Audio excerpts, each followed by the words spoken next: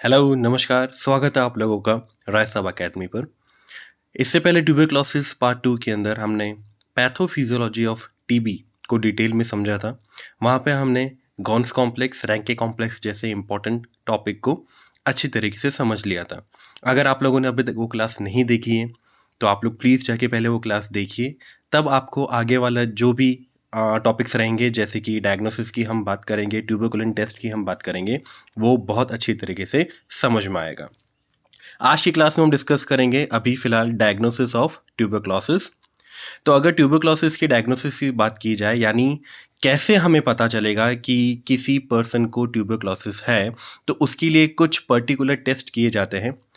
जैसे कि यहाँ पे आप देख सकते हैं कि पहला जो टेस्ट है वो है बैक्टीरियोलॉजिकल टेस्ट, जिसमें बेसिकली हम स्ट्रेनिंग करते हैं। और मैंने आपको बताया था, क्योंकि माइकोबैक्टीरियम ट्यूबरक्लोसिस एक एसिड फास्ट बैसिलाई है, तो यहाँ पे हम ज़ील नेल्सन स्ट्रेन यूज़ करते हैं, जिससे हमको पता चलता है कि ये ब्राइट रेड कलर का स्ट्रेनिंग यहाँ पर रिटेन करता है और यह एसिड फास्ट बैसिलाई है।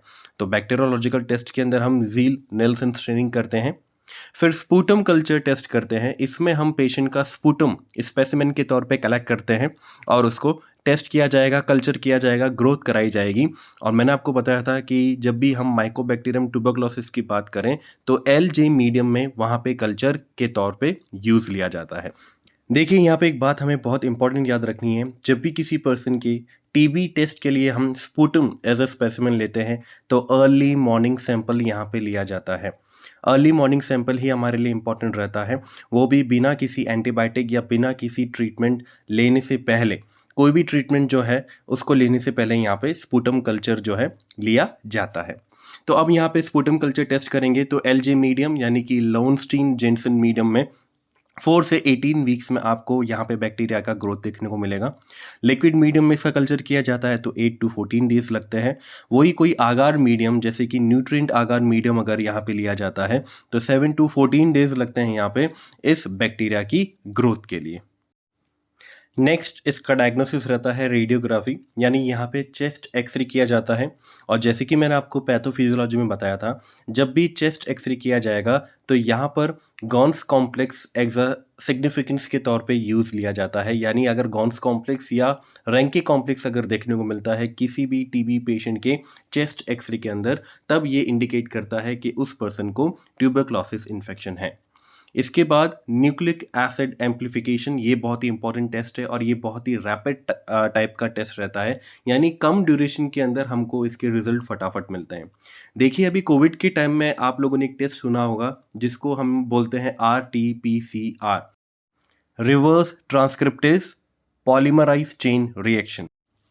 तो कोविड के केस में उसको आरटीपीसीआर कहा जाता है, जबकि अगर यही टेस्ट हम टीबी के लिए करते हैं, तो आप इसको सीबी नेट के नाम से जानते हैं। सीबी नेट का मतलब है cartridge based nucleic acid amplification test. तो बेसिकली इस टेस्ट के अंदर क्या किया जाता है कि किसी भी बैक्टीरिया का डीएनए आरएनए लिया जाता है, उसकी फर्दर कॉपीज बनाई जाती है, बहुत सारी कॉपीज बनाई जाती है, और उन कॉपीज में से उन डीएनए आरएनए को स्टडी किया जाता है, जिससे हमको पता चलता है कि पर्टिकुलर टाइप का जो आरएनए है या डीएनए है वो पर्टिकुलर बैक्टीरिया से रिलेशन रखता है। तब हम उस बैक्टीरिया को इजीली आइडेंटिफाई कर पाते हैं। तो आपने एम्प्लीफिकेशन या एम्पलीफायर वर्ड सुना होगा। जब भी हम साउंड सिस्टम की बात करते हैं, स्पीकर्स उनके साथ एम्पलीफायर्स होते हैं, यानी वो साउंड को एनहेंस करते हैं, साउंड को बढ़ाते हैं। यहाँ पे भी एम्पलीफिकेशन वर्ड का मतलब यही है कि हम आरएनए की कॉपीज बना रहे हैं, यानी आरएनए या डीएनए को हम एम्पलीफाइड कर रहे हैं, क्योंकि बेसिकली ये बैक्टीरिया ऑलरेडी माइक्रो ऑर्गेनिज्म है, छोटा रहता है। तो इनके जो डीएनए या आरएनए की जो भी प्रोडक्ट होते हैं वो वैसे ही छोटी अमाउंट के अंदर होते हैं, उनको इजीली स्टडी करने के लिए उनकी कॉपीज बनानी पड़ती है। तो उसे हम डीएनए या आरएनए एम्प्लीफिकेशन टेस्ट या न्यूक्लिक एसिड एम्प्लीफिकेशन टेस्ट कहते हैं। यहाँ पर देखो, ये स्पीसीज आइडेंटिफिकेशन के लिए यूज लिया जाता है।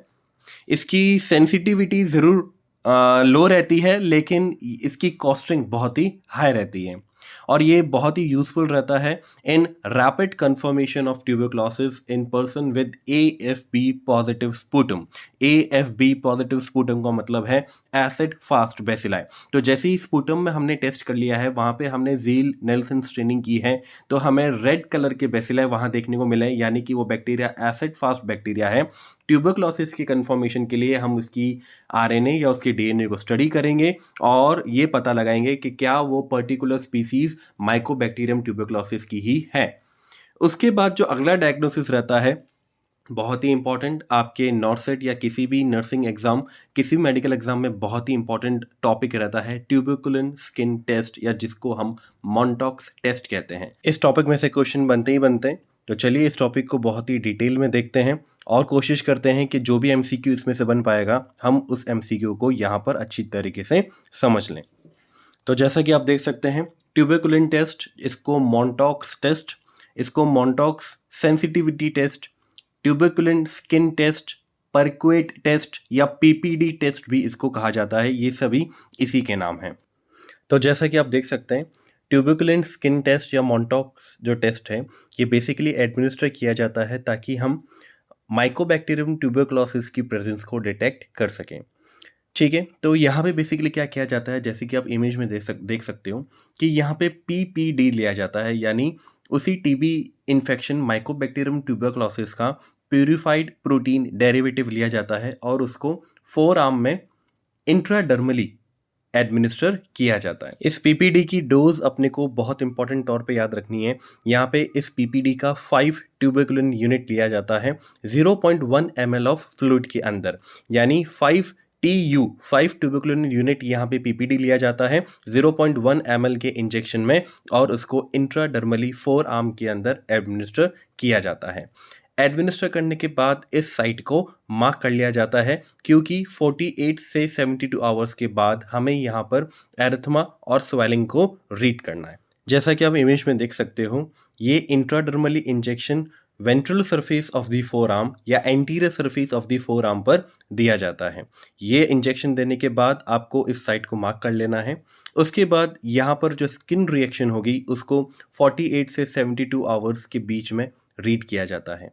क्वेश्चन में अगर दोनों ही ऑप्शन अवेलेबल हैं तो हमेशा 72 आवर्स का ऑप्शन अपने को चूज करना है।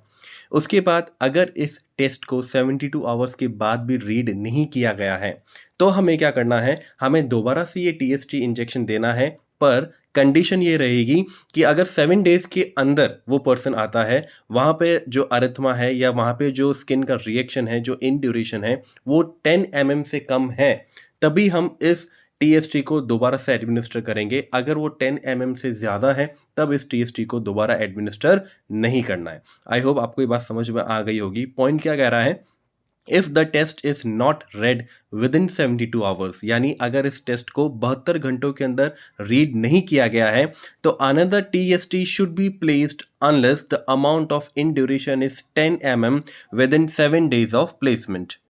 यानी सिंपल सी बात यह है कि अगर 7 डेज के अंदर अंदर ही वो पर्सन वापस आता है तो, और अगर हमने उसका इन ड्यूरेशन नोट किया कि वो 10 mm से कम है, तब दोबारा से हमको वो टीएसटी का इंजेक्शन एडमिनिस्टर करना है। तो आई होप ये पॉइंट आप लोगों को समझ में आ गया होगा।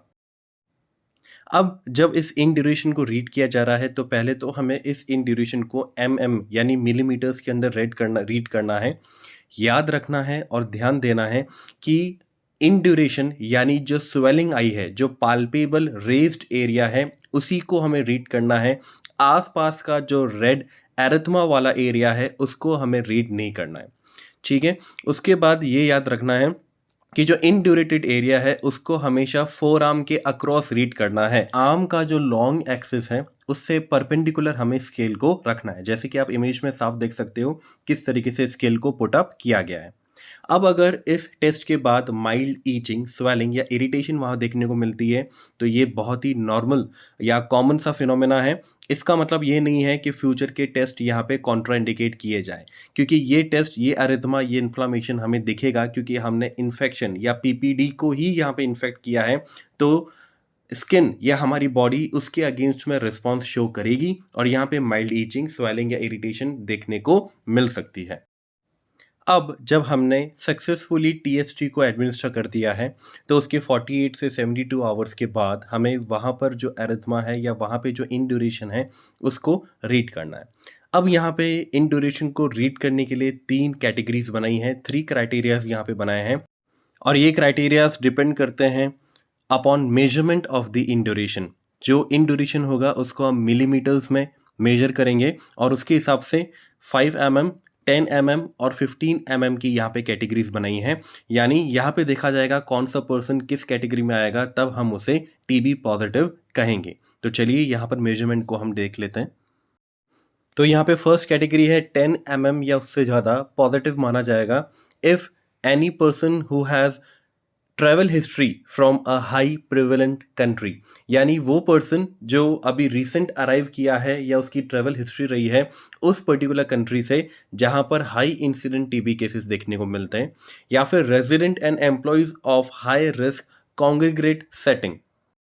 यानी वो लोग जो उस जगह पर रहते हैं, उस जगह पर निवास करते हैं जहाँ पे ऑलरेडी हाई रिस्क सेटिंग है, यानी वहाँ पर हाई अमाउंट ऑफ टीबी के पेशेंट देखने को मिलते हैं। तो ऐसे लोगों के अंदर 10 mm या उससे ज़्यादा का इंड्यूरेशन पॉजिटिव माना जाएगा।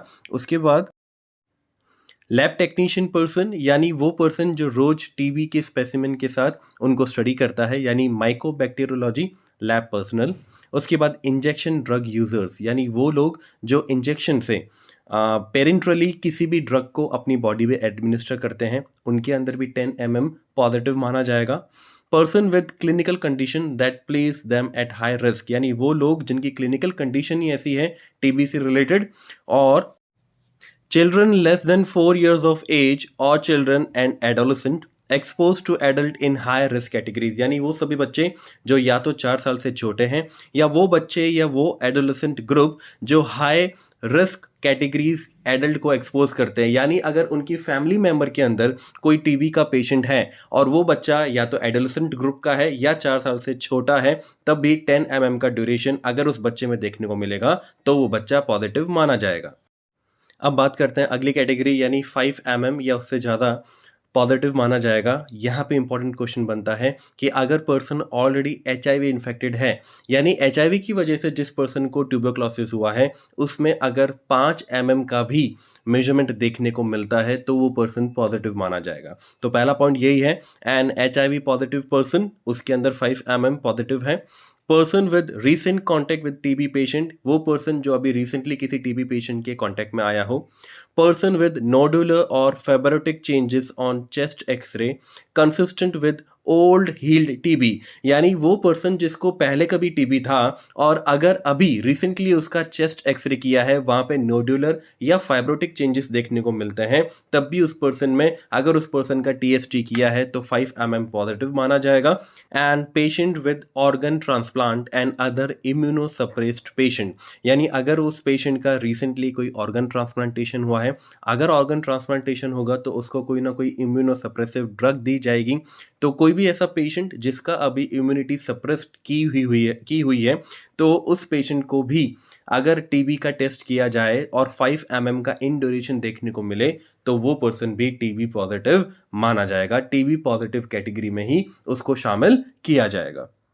और लास्ट कैटेगरी रहती है 15 mm या मोर पॉजिटिव, वो पर्सन माना जाएगा जिसको कोई भी नोन रिस्क फैक्टर नहीं है टीबी का, यानी ना तो वो कोई एक्सपोजर के अंदर आया है, ना ही वो इम्यूनोसप्रेस्ड है, कोई भी ऐसी इटियोलॉजिकल फैक्टर नहीं है, फिर भी अगर 15 mm उसके अंदर इन ड्यूरेशन देखने को मिलेगा तब हम उसको टीबी पॉजिटिव मानेंगे। तो ये 3 कैटेगरीज रहती है, 10 mm की, 5 mm की और 15 mm की, जिसमें से इंपॉर्टेंट क्वेश्चन ये बनता है कि अगर HIV का पेशेंट को टीबी है तो उसके अंदर कितना mm पॉजिटिव माना जाएगा। तो उसके अंदर 5 mm का इन ड्यूरेशन भी पॉजिटिव कैटेगरी को ही डिनोट करेगा। ये इंपॉर्टेंट क्वेश्चन बनता है और इसको हमें याद रखना है। तो ये था हमारा ट्यूबरकुलिन टेस्ट यानी TST, या जिसको हम मॉन्टॉक्स टेस्ट कहते हैं। बहुत ही इंपॉर्टेंट टॉपिक था, आई होप आपको समझ में आ गया होगा। अगला एक और इम्पॉर्टेंट टॉपिक रहता है जो रहता है BCG वैक्सीनेशन। बहुत ही इंपॉर्टेंट टॉपिक है, CHOs वगैरह के लेवल पे ये क्वेश्चन अक्सर पूछा जाता है। तो BCG वैक्सीनेशन की बात करें तो सबसे पहला इसका जो फुल फॉर्म है वो रहता है बैसिलस कैलमेट ग्यूरिन। कैलमेट और ग्यूरिन की अगर यहाँ पे बात करें तो कैलमेट और ग्यूरिन यहाँ पे वो पर्सन है जिन्होंने इस वैक्सीन को डिस्कवर किया था। तो ये केवल उनका सरनेम है, पूरा नाम अगर हम जानने की कोशिश करें तो एल्बर्ट कैलमेट और कैमिली ग्यूरिन, ये वो साइंटिस्ट है जिन्होंने BCG वैक्सीन को इन्वेंट किया था। अब ये जो BCG वैक्सीन है ये ट्यूबरक्लोसिस से प्रिवेंशन के लिए एट बर्थ दी जाती है। इसको लाइव एटीन्यूएटेड वैक्सीन कहते हैं। बहुत ही इंपॉर्टेंट क्वेश्चन है, लाइव वैक्सीन या लाइव एटीन्यूएटेड वैक्सीन, बेसिकली जो लाइव वैक्सीन होती है वो प्रेगनेंसी के दौरान कॉन्ट्राइंडिकेटेड होती है, नहीं दी जाती है। बीसीजी वैक्सीन भी उनमें से एक है, ये कॉन्ट्राइंडिकेटेड है, यानी इसको प्रेगनेंसी के दौरान नहीं दिया जा सकता। इसको एट बर्थ, जब बच्चा पैदा होगा तभी इसको दिया जाता है। अब यहाँ पे लाइव वैक्सीन का कॉन्सेप्ट ये है कि ये जो वैक्सीन है ये एटीन्यूएटेड लाइव है। एटीन्यूएटेड का मतलब है वीकेंड, यानी इसको वीक बनाया गया है। कैसे बनाया गया है कि जैसे मैंने आपको शुरुआत में बताया था, माइकोबैक्टीरियम बोविस वो ऑर्गेनिज्म है जहाँ से बीसीजी को डिराइव किया जाता है, और ये बेसिकली कैटल्स के अंदर ये ऑर्गेनिज्म देखने को मिलता है। यहाँ से डिराइव करने के बाद हम इस ऑर्गेनिज्म को दोबारा दोबारा बार बार बार बार कल्चर कराते हैं एक आर्टिफिशियल मीडियम में, जिसके कारण क्या होगा कि जितनी बार हम इसको कल्चर कराएंगे एक आर्टिफिशियल मीडियम में, ये अपनी विरुलेंस खो देगा। विरुलेंस का मतलब है हार्म पहुंचाने का नेचर, यानी हार्म पहुंचाने का जो नेचर है ये इसका बार बार कल्चर करने से वीक हो जाता है, और जब एक बार ये वीक हो जाता है तब इसको ह्यूमन बॉडी के अंदर इंजेक्ट किया जा सकता है। तो ये बॉडी में एंटर करने के बाद एंटीबॉडीज बनाएगा अपने अगेंस्ट में, क्योंकि ये एंटीजन है तो एंटीबॉडीज तो बनाएगा, पर ये हमारी बॉडी को हार्म नहीं करेगा। इसलिए जनरली जब भी लाइव वैक्सीन दी जाती है तो कुछ साइन और सिम्टम हमें देखने को मिलते हैं, जैसे कि फीवर, रैशेस वगैरह देखने को मिलते हैं, पर ट्यूबरक्लोसिस जितना हार्म बॉडी को नहीं होता। माना जाता है कि ये जो वैक्सीन है ये 80% इफेक्टिव रहती है ट्यूबरक्लोसिस को प्रिवेंट करने में, और इसका जो मैक्सिमम ड्यूरेशन रहता है वो 15 ईयर्स तक रहता है। यानी एक बार अगर ये वैक्सीन हमने एडमिनिस्टर कर दी तो 15 साल तक ये हमें टीबी से प्रिवेंट करने में 80% कारगर साबित होती है। WHO इसको अपनी बर्थ बाइंडिंग पॉलिसी के अकॉर्डिंग बीसीजी वैक्सीनेशन जो है उसको soon after birth newborn babies को देने के लिए रिकमेंड करता है। WHO साथ ही साथ ये भी रिकमेंड करता है कि एक ऑब्लिगेटरी वैक्सीनेशन है, यानी एक असेंशियल वैक्सीनेशन है उन कंट्रीज के न्यूबॉर्न बेबीज के लिए जहां पर हाई प्रेवलेंस ऑफ टीबी देखा जाता है। बीसीजी वैक्सीनेशन, जैसा कि हम लोग जानते हैं, इसको इंट्राडर्मली एडमिनिस्टर किया जाता है एट बर्थ या एज अर्ली एज पॉसिबल। 1 साल तक की ड्यूरेशन तक इसको दिया जा सकता है। यहाँ पे डोज याद रखनी बहुत ही इंपॉर्टेंट है, अक्सर पूछी जाती है। बर्थ पर अगर हम ये डोज दे रहे हैं तो ये 0.1 ml रहता है, और अगर 1 मंथ ऑफ एज यानी बर्थ के 1 महीने बाद अगर ये वैक्सीनेशन दी जा रही है तब इसकी डोज 0.05 ml रहती है। डोज याद रखना बहुत ही इंपॉर्टेंट है। अगर हम इस वैक्सीनेशन की एडमिनिस्ट्रेशन टेक्निक की बात करें तो मैंने आपको बताया है ये ड्रग स्ट्रिक्टली इंट्राडर्मल दी जाती है, ठीक है। उसके बाद इसको इंजेक्ट कहाँ किया जाता है, इसको 1/3 मीडियन लेफ्ट आर्म में दिया जाता है, यानी लेफ्ट आर्म के, अगर लेफ्ट आर्म के अपर आर्म को हम 3 भागों में डिवाइड करें तो इसको अपर 1 पार्ट ऑफ द आर्म के अंदर दिया जाएगा जो पोस्टीरियर और एक्सटर्नल फेस करेगा। लोकल वैक्सीनेशन का रिएक्शन यहाँ पे 2 से 4 वीक्स में देखने को मिलेगा, यानी यहाँ पर आपको एक स्कार देखने को मिलेगा जो 2 से 4 हफ्तों के बाद बनता है। शुरुआत में ये एक रेड नोट के टाइप में बनता है, उसके बाद यहाँ पे स्कार फॉर्मेशन होगा। अब ये वैक्सीनेशन सक्सेसफुली दी गई है, इसका प्रमाण क्या है, इसका प्रूफ क्या है कि इस वैक्सीनेशन को देने के 2 से 4 या 6 वीक्स के बाद अगर वहाँ पे 3 mm का स्कार फॉर्मेशन हुआ है तब वो वैक्सीनेशन सक्सेसफुल है, और अगर वो स्कार 3 mm से छोटा है तब वैक्सीनेशन फेलियर है, यानी हमें इसको दोबारा आफ्टर 6 मंथ वैक्सीनेशन देने की ज़रूरत पड़ सकती है। अब इस वैक्सीनेशन की इंडिकेशन की बात की जाए तो WHO रिकमेंड करता है कि सभी बच्चों को जन्म के साथ यह वैक्सीनेशन दी जानी चाहिए। उसके अलावा सभी न्यूबॉर्न्स या वो बच्चे, वो इन्फेंट जो 12 मंथ तक की एज तक यहाँ पर ये वैक्सीनेशन दी जा सकती है, पर वो सभी बच्चे जिनका वैक्सीनेशन के बावजूद 6 महीने के बाद भी 3 mm से कम का स्कार बना है, उन्हें 6 महीने बाद दोबारा से रीवैक्सीनेशन की नीड रहेगी। फिर उसके बाद वो सभी बच्चे जिनका ट्यूबरकुलिन टेस्ट नेगेटिव रहा है, और फिर वो सभी बच्चे जिनकी मदर HIV पॉजिटिव थी, वो बच्चे ऑलरेडी इन्फेक्टेड हो चुके हैं, उन बच्चों को urgently BCG vaccination immediately after birth दी जाती है ताकि वो एक क्रॉस प्रोटेक्शन का रोल प्ले कर सके इस एटिपिकल माइकोबैक्टीरिया के अगेंस्ट में। तो वो सभी बच्चे जिनकी मदर HIV पॉजिटिव हैं उनको हाथों हाथ ही BCG वैक्सीनेशन दी जाती है। और अब अगर इस वैक्सीनेशन की कॉन्ट्राइंडिकेशन की बात की जाए तो किन किन सिचुएशन में ये वैक्सीनेशन हमें नहीं देनी चाहिए, तो वो सभी बच्चे जिनको कोई एक्सटेंसिव स्किन डिजीज़ है या अगर किसी बच्चे को बर्न है, वो पर्सन जिनका ट्यूबरकुलिन स्किन टेस्ट पॉजिटिव रहा है, वो सभी पेशेंट या वो सभी पर्सन जो एचआईवी पॉजिटिव हैं, वो सभी के सभी बच्चे जिन्हें वायरल हेपेटाइटिस या वायरल हेपेटाइटिस के 6 महीने बाद तक ये वैक्सीनेशन नहीं दी जानी चाहिए, वो सभी लोग या वो सभी पेशेंट जिन्हें अभी एक्टिव ट्यूबरक्लोसिस है, क्योंकि अगर एक्टिव ट्यूबरक्लोसिस में अगर ये दी जाएगी तो यहाँ पे ये और उस इन्फेक्शन को एनहेंस या इंक्रीज करने का काम करेगी।